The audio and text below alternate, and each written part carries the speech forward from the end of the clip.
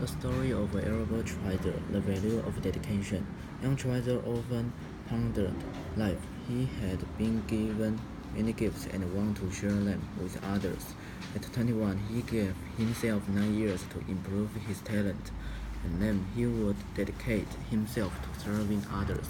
So he became a famous organist and wrote a book about organs and one about Bach. Additionally, Schweitzer studied science and philosophy, became a minister, and wrote a book about Christianity. After 9 years, he knew he wanted to go to Africa and told Helen, his sweetheart. Schweitzer was determined, and in 1911, after medical school, he passed his exam, followed by a year's internship. Eventually, he asked Paris Missionary Society sent him somewhere in Africa that had a hospital. Schweitzer also informed them he would not need a salary because he could live off money he had earned from his book. He could hardly wait to tell Helen that he was being sent to Lambaréné in Africa West Coast, near the equator. People there suffered from terrible diseases, and he wanted to help. He asked Helen if she could put up with him, and she responded with a yes. So they married, and a few months later boarded a ship for Africa. Their boat docked at Cape Lopez. There they got on a smaller boat, and the last few miles they traveled by canoe. Arriving at clearing, they saw only a few shacks surrounded by the forest.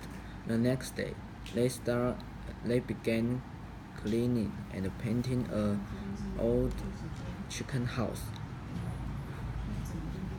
which became a hospital. Schweitzer also built shelves for his dedication. The throngs of people came to see the new doctor, which was exhausting. About the same time, a local approached Schweitzer and asked in French if he needed help. Just Lamb introduced himself. Starting, he spoke English, French, and 8 different African languages. He became a assistant that whom Schweitzer needed. Once a cook, just knew autonomy and said things like the man has a pain in his leg of mutton. Schweitzer would think how a leg of mutton looked and knew where the pain was. Just also learned about medicines and medication medicine and help during the operations. They also built more buildings, including huts for sick people to stay in.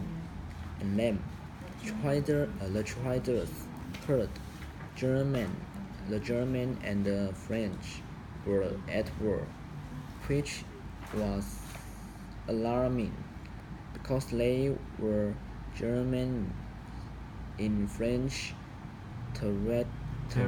territory. Eventually, the hospital closed, and only just was left to guard medicine. The Schweitzers were taken to a monastery. There, they stayed until 1918, when they were allowed to return Germany. Soon afterward, they had a baby. Although happy, but Schweitzer wanted to return Lamborghini. Although 没有 but 要小心。But didn't think it was healthy for his new daughter.